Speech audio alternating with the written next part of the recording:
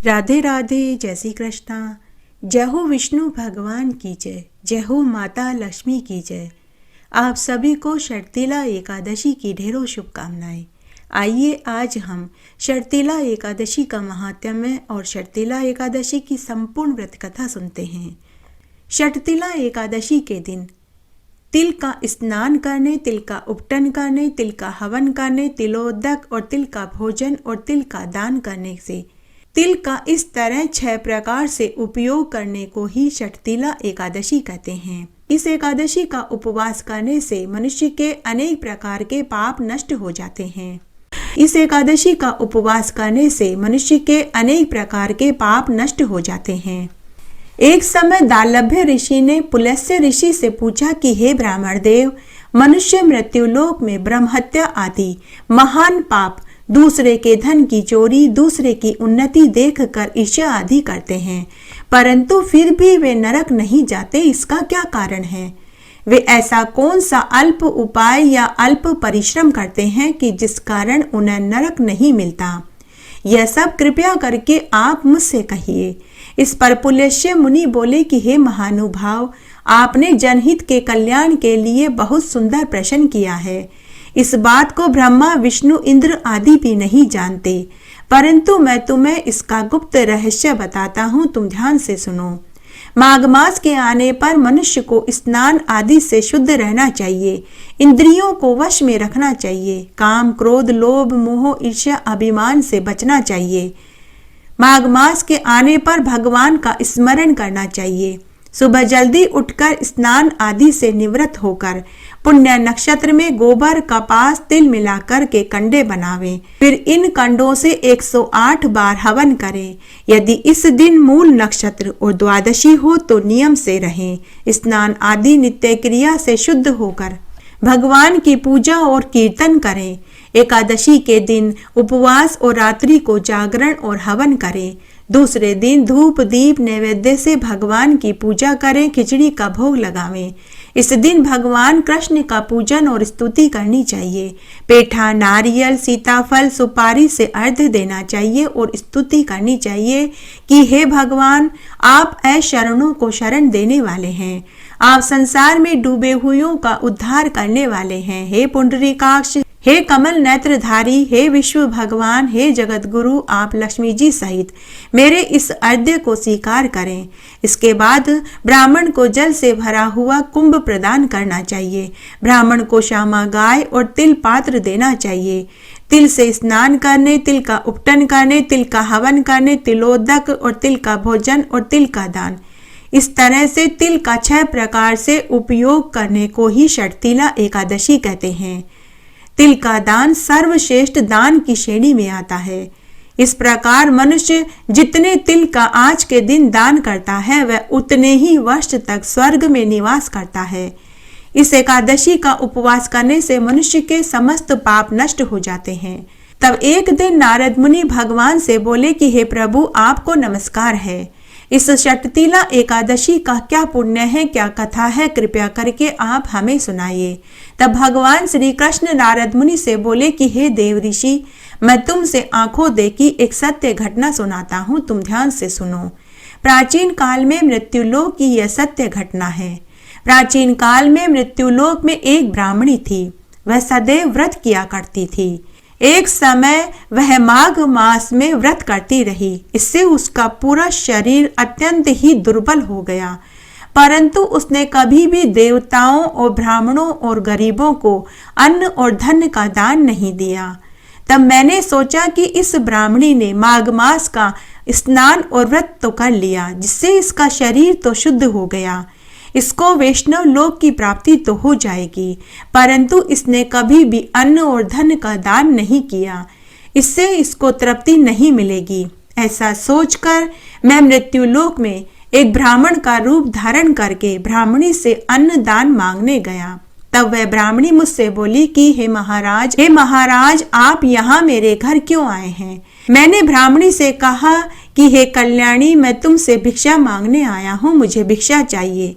लेकिन वह ब्राह्मणी बड़ी ही कंजूस थी। उसने मुझे मिट्टी का पिंड बनाकर दान में दे दिया। मिट्टी का पिंड लेकर मैं पुनः लौट आया। इस तरह समय बीतने लगा। उस समय के बाद वह ब्राह्मणी अपनी पूरी आयु जीकर एक दिन मृत्यु को प्राप्त हो गई।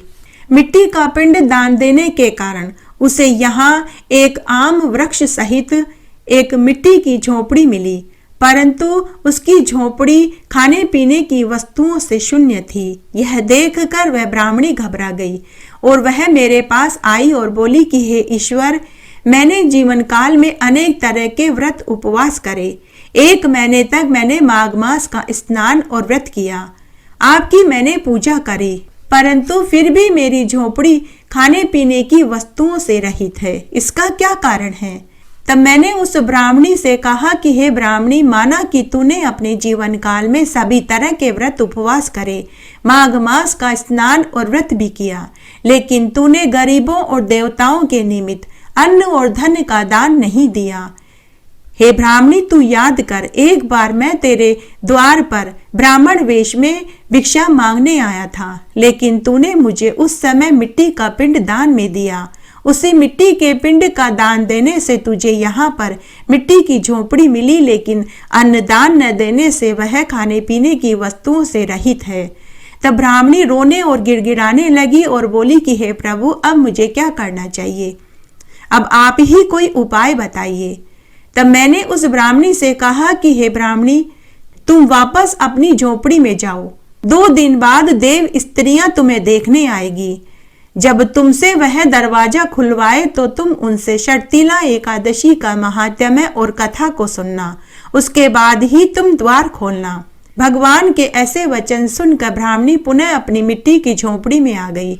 2 दिन बाद शर्तिला एकादशी थी। देव स्त्रियां ब्राह्मणी को देखने उसकी झोपड़ी पर गई और द्वार खुलवाने लगी। तब ब्राह्मणी झोपड़ी के भीतर से ही बोली कि यदि आप मुझे देखना चाहती हैं तो पहले आप मुझे शर्तिला एकादशी का महात्म्य और कथा सुनाइए। तब उन देव स्त्रियों में से एक स्त्री ने ब्राह्मणी को शर्तिला एकादशी का महात्म्य और कथा सुना दी। उसके बाद ब्राह्मणी ने द्वार खोल दिया। देव स्त्रियों ने ब्राह्मणी को सब स्त्रियों से अलग पाया। उस ब्राह्मणी ने भी देव स्त्रियों के कथना अनुसार शर्तिला एकादशी का उपवास और व्रत किया, जिसके प्रभाव से उसकी झोपड़ी धन धान्य से भर गई। अतः प्रत्येक मनुष्य को मूर्खता त्याग कर शर्तिला एकादशी का उपवास करना चाहिए और तिल का दान करना चाहिए।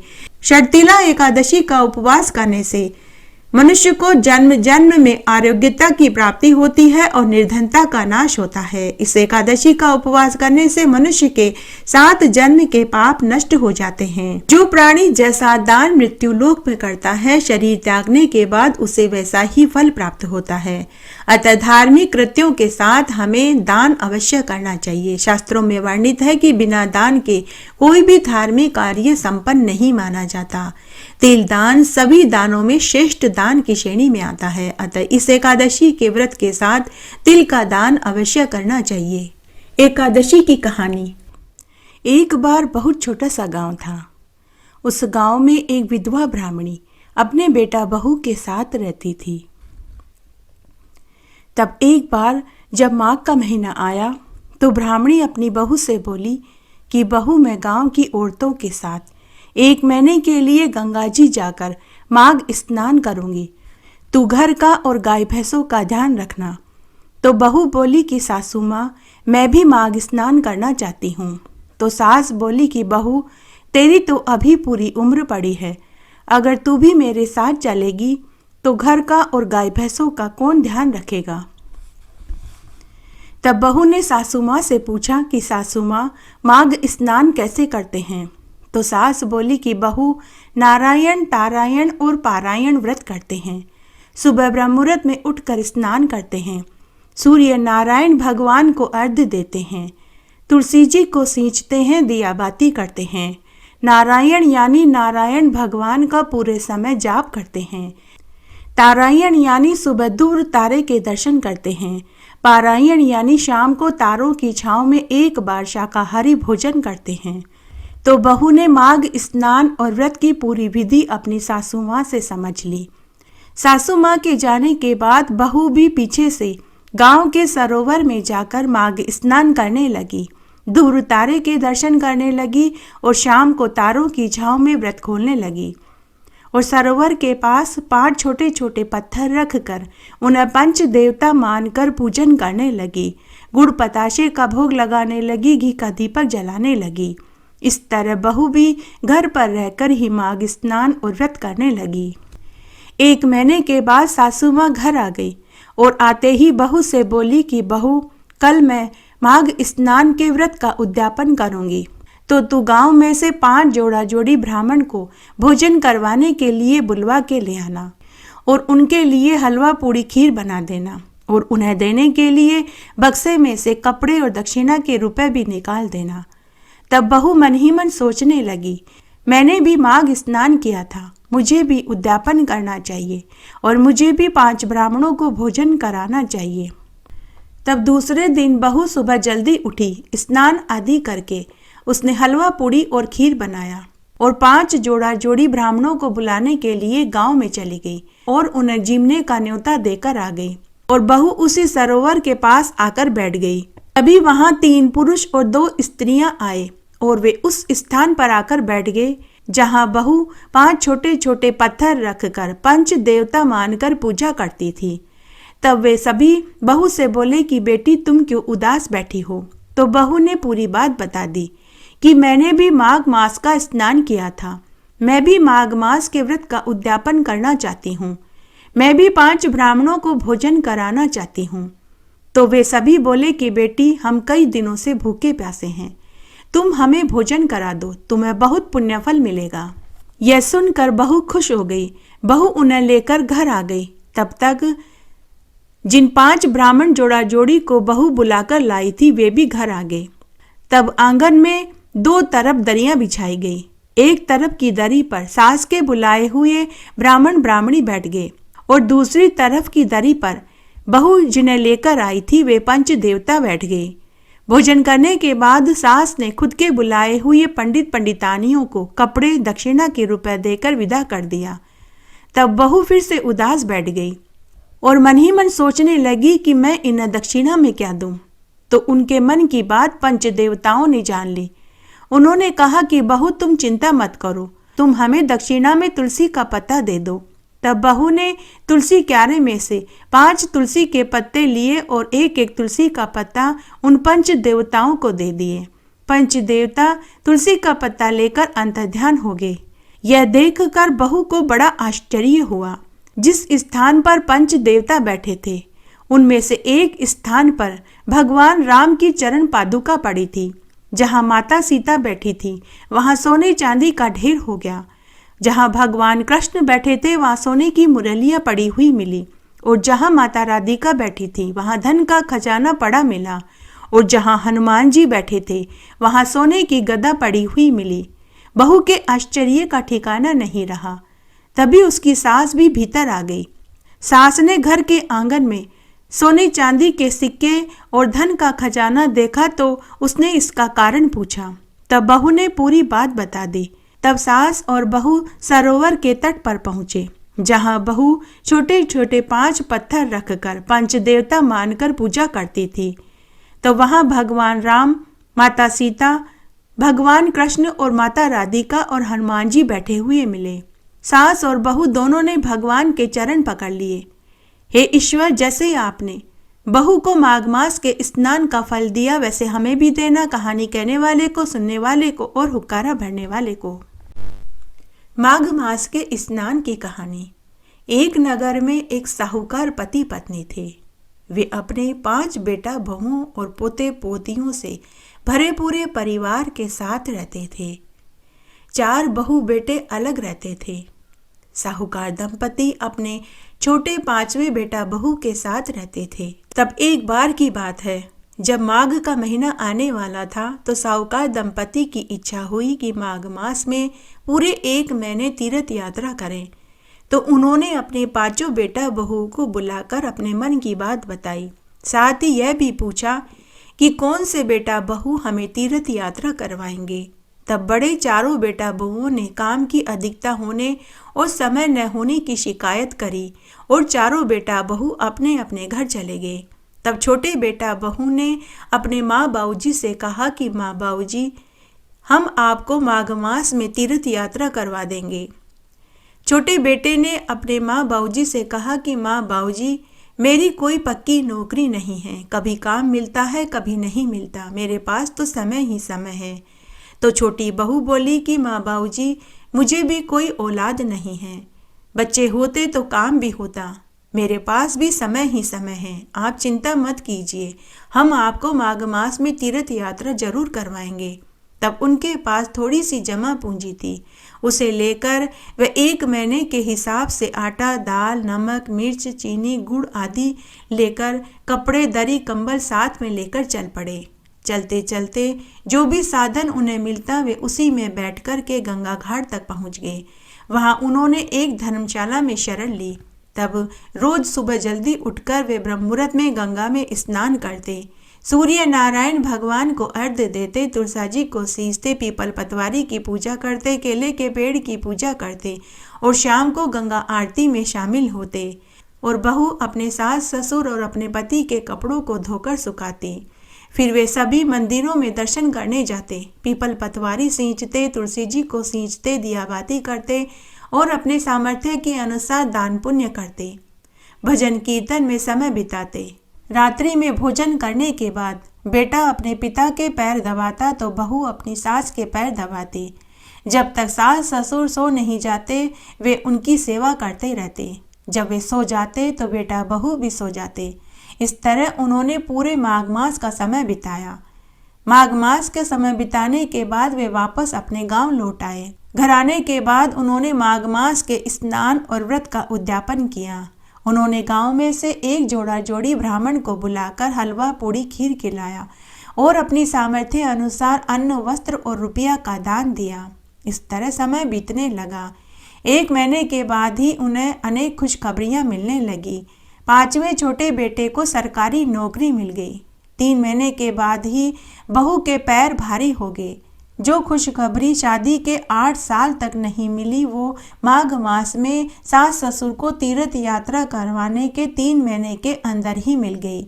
उनके घर में बरकत होने लगी, घर में अन्न धन के भंडार भर गए। बड़े चारों बेटा बहुओं को जब पता चला कि माँ बाबूजी तीर्थ यात्रा से वापस आ गए हैं तो वे उनसे मिलने आए। उन सबकी आंखें फटी की फटी रह गई जब उन्होंने देखा कि 5वें भाई का घर हवेली नुमा महल में बदल चुका था। घर में ऐशो आराम के सारे साधन थे, गाड़ी घोड़ा, नौकर चाकर सब थे। जब उन्होंने ये सुख देखा तो उन्होंने इसका कारण पूछा तो 5वें बेटा बहू ने कहा कि यह सब कुछ तो उन्हें माँ बाबूजी को माघ मास में तीर्थ यात्रा कराने के फल के रूप में मिला है। यह सब उसी का फल है। जब चारों बेटा बहुओं ने यह सुना तो उन्हें बड़ा पछतावा हो रहा था। उन्होंने मन ही मन निश्चय किया कि अगले साल जब माघ का महीना आएगा तो हम भी माँ बाबूजी को तीर्थ यात्रा करवाएंगे। जब साल भर बाद दोबारा माघ मास का महीना आया तो सभी परिवार वाले माघ मास में 1 महीने के लिए तीर्थ यात्रा करने गए, जिससे वे सभी इस जीवन के समस्त सुखों को भोग कर मरने के बाद विष्णुलोक को प्राप्त हुए। आइए आज हम माघ मास की एकादशी की एक नई कहानी सुनते हैं। बात बहुत पुरानी है। एक गांव में एक ब्राह्मण दंपति अपने पुत्र के साथ रहते थे। ब्राह्मण के वृद्ध माता पिता हर साल माघ मास का स्नान करते और हर एकादशी का उपवास करते थे और विष्णु भगवान के वे परम भक्त थे। वे अपनी पूजा और प्रार्थना में हर बार भगवान विष्णु से अपने पुत्र का कल्याण मांगते थे। तब एक बार की बात है, माघ का महीना था। उनके पुत्र पर माता पिता के आशीर्वाद के साथ भगवान विष्णु का आशीर्वाद भी प्राप्त हो गया। अचानक उनके पुत्र में अलौकिक शक्तियां आ गई। वह शस्त्र विद्या में निपुण हो गया। अचानक उसे शास्त्रों का ज्ञान प्राप्त हो गया। उसके मुख से मंत्र निकलने लगे। उसके मस्तक के भाल पटल पर अलौकिक तेज प्रकाशित होने लगा। उसके मुख से निकला हर वाक्य सच होने लगा। अगर ब्राह्मण दंपति का पुत्र किसी से कहता कि तेरी नौकरी लग जाएगी तो उसकी नौकरी लग जाती। अगर वह किसी से कहता कि तुझे धन प्राप्त होगा तो उसे गड़ा खजाना मिल जाता। पूरे गांव में उसकी ख्याति फैल गई। पूरे गांव में यह खबर आग की तरह फैल गई।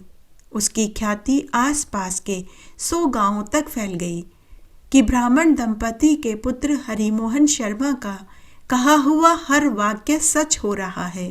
राजा से लेकर मंत्री और संतरी सभी हरिमोहन के पास आने लगे और अपना अपना भविष्य पूछने लगे। उसके इस रहस्य की वजह उस हरिमोहन के वृद्ध माता पिता की कठोर तपस्या थी, जिसे किसी ने नहीं देखा। स्वयं हरिमोहन भी नहीं पहचान पाया। अब हरिमोहन को अपनी इन शक्तियों पर अभिमान हो गया। तब एक दिन वह अपने बुजुर्ग माता पिता को छोड़कर तीर्थ यात्रा पर चला गया। माघ का महीना चल रहा था। कड़ाके की सर्दी पड़ रही थी। बुजुर्ग ब्राह्मण दंपति न खुद से उठ सकते थे, न चल सकते थे, न ही वे भोजन का प्रबंध खुद कर सकते थे। उन्होंने अपने पुत्र को बार बार आवाज लगाई कि हे पुत्र, तुम हमें इस अवस्था में अकेले छोड़कर कहाँ चले गए? पुत्र, हम तुम्हें कहाँ खोजें? पुत्र, तुम्हारे वियोग से तुम्हारी माता कुररी पक्षी की भांति विलाप कर रही है। हे पुत्र, तुम्हारे मुखमंडल की शोभा देख कर ही हमारा दिन और शाम होता है। हे पुत्र, तुम तो हमें बताए बिना कहीं नहीं जाते, फिर आज तुम हमें अनाथ करके कहाँ चले गए? तब ब्राह्मण दंपति की दर्द भरी करुणामयी रुदन को उनके घर के बाहर से किसी गांव वाले ने सुना तो उसने घर के भीतर जाकर ब्राह्मण दंपति से कहा कि आपका पुत्र कल गांव में सबसे कहता फिर रहा था कि वह तीर्थ यात्रा पर जाएगा, तो हो सकता है कि आपका पुत्र तीर्थ यात्रा पर चला गया। गांव वाले के ऐसा कहते ही ब्राह्मण दंपति के आंखों के आगे अंधेरा छा गया। कानों से सुनाई देना बंद हो गया। सांस लेना जैसे दूभर हो गया। उस घटना के कुछ दिनों के बाद ही दोनों ब्राह्मण दंपति 1-2 दिन के अंतराल में मृत्यु को प्राप्त हो गए। गांव वालों ने ही उनकी अंतिम क्रिया संपन्न करवाई। उधर हरिमोहन को इसका पाप दोष लगा। वह तो सोच रहा था कि मेरा जैसा पुण्य आत्मा और महायशस्वी दूसरा और कोई नहीं। वह अपने बुजुर्ग माता पिता को बिना बताए घर छोड़कर तीर्थ यात्रा पर चला गया, जिसका उसे यह पाप दोष लगा कि उसके अंदर जितनी भी अलौकिक शक्तियां उसे प्राप्त हुई थी वे सब क्षीण हो गई। इस बात का पता उसे भी नहीं चला। वह तो यह सोच रहा था कि मेरा जैसा पुण्य आत्मा और महायशस्वी दूसरा और कोई नहीं। एक दिन वह मुंह ऊपर करके यही बात मन ही मन सोच रहा था कि तभी एक चील ने उसके ऊपर बीट कर दी। तभी हरिमोहन को भयंकर क्रोध आया। उसने क्रोध में आकर चील को शाप दिया कि जा तू राख के ढेर में बदल जा। उसी क्षण वह चील राख के ढेर में बदल गई। चील के मृत्यु होते ही हरिमोहन की तमाम अंदरूनी शक्तियां क्षीण हो गई। एक तो उसने अपने माता पिता का अनादर किया कि उन्हें बिना बताए इस अवस्था में छोड़कर अकेले ही तीर्थ यात्रा पर निकल आया। ऐसे माता पिता जिनकी तपस्या से उस हरिमोहन को अलौकिक शक्तियां प्राप्त हुई थी, उन्हीं माता पिता को जो चलने फिरने में असमर्थ थे, उन्हें अकेला असहाय करके तीर्थ यात्रा पर निकल आया। इसी पाप दोष के कारण उसकी सभी शक्तियां क्षीण हो गई। इसी पाप दोष के कारण न केवल उसकी शक्तियां क्षीण हो गई बल्कि उसके पूरे शरीर पर कोढ़ निकल आया। अब वह किसी से भी कुछ भी कहता तो वह असत्य होने लगा। लोग उसे पत्थर मारकर ढोंगी कहने लगे और उसका घोर अपमान करने लगे। तब एक दिन वह एक आश्रम में एक संत के पास गया और अपने पाप कर्म के बारे में पूछने लगा। तब उस संत ने कहा कि हे पुत्र, तुमने अपने माता पिता का अनादर किया। तुम्हारे अंदर जो अंदरूनी शक्तियां थी वो तुम्हारे माता पिता की ही देन थी।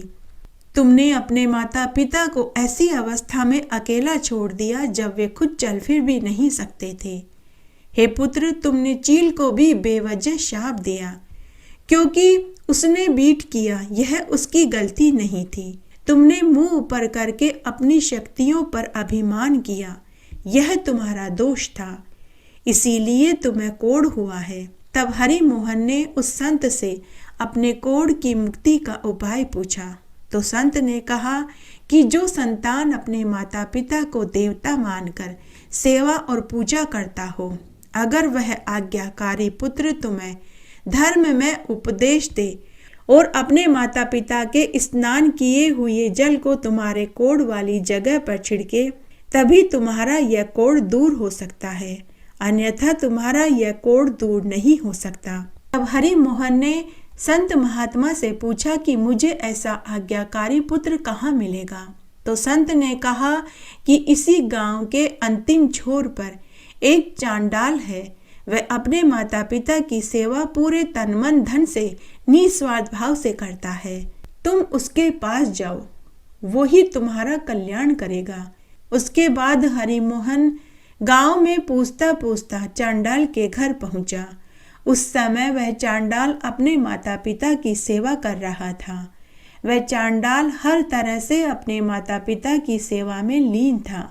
वह जाड़े के दिनों में नहाने के लिए उन्हें गर्म पानी करके देता था, उनके शरीर पर तेल की मालिश करता, तापने के लिए अंगीठी जला कर के देता, भोजन में उन्हें गरम गरम खिचड़ी दलिया दूध देता और गर्मी के मौसम में वह पंखा झलता। माता पिता के पास बैठकर उन्हें किस्से कथा कहानियों को बड़े प्रेम भाव से सुनाता। इन पुण्यों कर्मों के कारण चांडाल के घर पर कोटि देवी देवताओं का आशीर्वाद था। भगवान श्री हरि और माता लक्ष्मी की उसके ऊपर असीम अनुकंपा थी। जब हरि मोहन उस चांडाल के घर के दरवाजे पर पहुंचा तो उसने बाहर से ही आवाज लगाई। तो चांडाल ने भीतर से कहा कि हे अतिथि, तुम ठहरो, मैं अभी अपने माता पिता की सेवा कर रहा हूँ। मैं इस समय आपके पास नहीं आ सकता, आप दरवाजे पर ही ठहरिए, मैं थोड़ी देर में आता हूँ। चांडाल के ऐसा कहते ही हरि मोहन आग बबूला हो गया। वह बोला कि अरे मूर्ख, तू जानता नहीं मैं कौन हूँ। मुझ ब्राह्मण की आतिथ्य सेवा से भला कौन सा कार्य तेरे लिए बड़ा है। अगर तू इसी क्षण मेरे पास नहीं आया तो मैं तुझे शाप दे दूंगा। तो भीतर से ही चांडाल ने कहा कि हे ब्राह्मण देव, मैं चील नहीं हूँ। आपका क्रोध चील को भस्म कर सकता है, मुझे नहीं कर सकता। अब आपका कोई भी कहा हुआ वाक्य सत्य नहीं होगा। चांडाल के ऐसा कहते ही हरि मोहन चुप हो गया। वह जान गया था कि उसने क्रोध करके अपना पहले ही बहुत भारी नुकसान कर लिया है। तो हरि मोहन चांडाल के दरवाजे के बाहर बैठ गया। तब चांडाल अपने माता पिता की सेवा शुश्रूषा करके उन्हें भोजन आदि खिलाकर नरम रजाई गद्दों पर सुलाकर ब्राह्मण के पास आया और धर्म में प्रवचन देने लगा और बोला कि हे ब्राह्मण देव, सबसे पहला कर्म मनुष्य का माता पिता की सेवा है। यही धर्म का साधन है। यही पुण्य ऐसा है कि इनके सामने सभी तीर्थों में जाकर स्नान करने यज्ञ करने से भी नहीं मिलता। माता पिता के चरणों में स्वर्ग है। माता पिता के प्रसन्न होने पर देवता प्रसन्न होते हैं। जो पुत्र अपने माता पिता को खुश रखता है, उस पुत्र को प्रतिदिन गंगा स्नान करने जितना फल मिल जाता है। हे ब्राह्मण देव, तुम ध्यान से सुनो। जो पुत्र अपने माता पिता की रोज पदक्षिणा करता है, उन्हें 7 दीपों की पदक्षिणा करने का फल मिल जाता है। माता पिता को प्रणाम करते समय जिसके हाथ मस्तक घुटने पृथ्वी पर टिकते हैं, वह अक्षय कोटि गुना आनंद सुख भोग कर मरने पर स्वर्ग सुख पाता है। हे ब्राह्मण, 26 एकादशी का व्रत करने, 88,000 ब्राह्मणों को तीर्थों पर ले जाकर स्नान कराने, भोजन कराने, अश्वमेघ यज्ञ, राजसूय यज्ञ, वाजपेयी यज्ञ करने और 1 सहस्त्र गायें ब्राह्मणों को दान में देने, सूर्य ग्रहण चंद्र ग्रहण में दान करने से जो फल मिलता है, वही फल मात्र माता पिता की सेवा करने और उनका आशीर्वाद लेने से ही मिल जाता है। हे ब्राह्मण, माता पिता के आशीर्वाद में ऐसी शक्ति है जो देवताओं के आशीर्वाद में भी नहीं है। जब तक माता पिता के चरणों की रज कण पुत्र के मस्तक पर लगती है तब तक ही पुत्र शुद्ध पवित्र रहता है। उस पुत्र के सारे पाप धुल जाते हैं। उस पुत्र का कोई कुछ बिगाड़ नहीं सकता। जो पुत्र अपने माता पिता के चरणों उदक को पीता है, उसके करोड़ों जन्मों के पाप उसी क्षण नष्ट हो जाते हैं।